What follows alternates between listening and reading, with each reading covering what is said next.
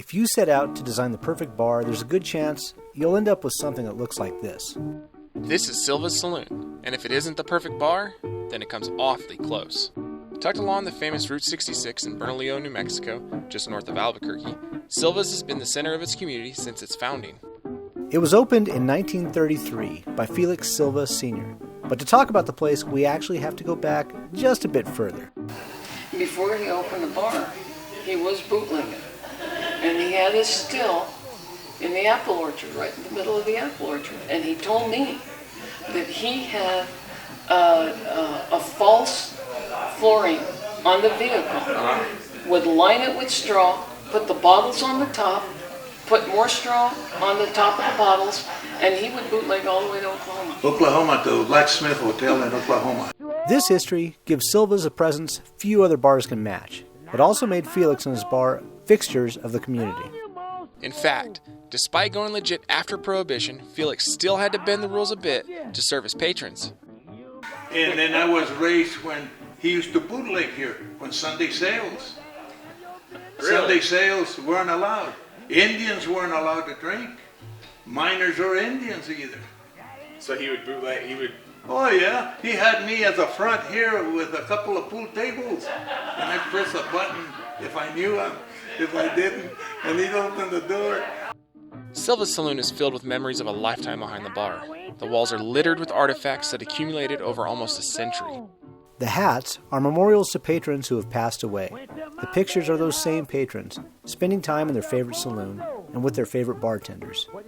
Felix Sr. spent most every day of his life here, and evidence of him is literally in every corner, even the ceiling.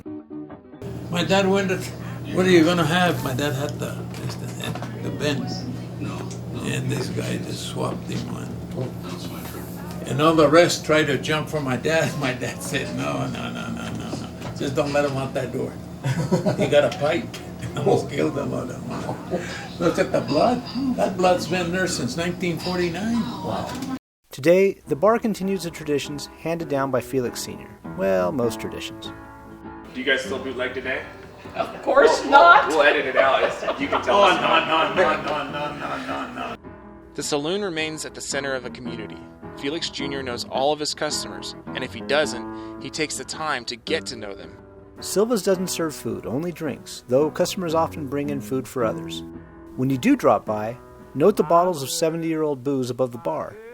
Felix Jr. dipped each in wax years ago to preserve the liquor in them, and on occasion, opens one up to share with the lucky customers at the bar.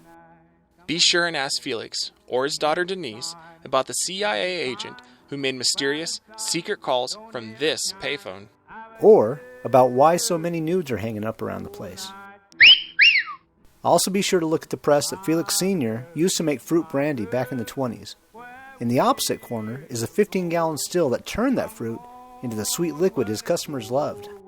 After visiting, it's easy to see why Felix Sr. literally spent a lifetime in here. In 1995, Felix Jr. found his father passed away at the bar, and he feels his dad's presence every day. My dad tries to play tricks with me. Oh yeah? Like that time, when was it? Not too long ago, but that happens all the time. I leave some money there on me, and I forget to take it to the office. The next morning I come, and get it. Can't find it. And then 3 days later, the girls are working. I say, if you find any money, I misplaced it, or I don't know what I did with it. I'm bigger than hell. It's right there where I left it.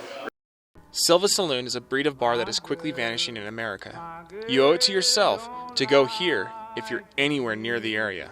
Tell me, where did you sleep last night? Come on, tell me, baby.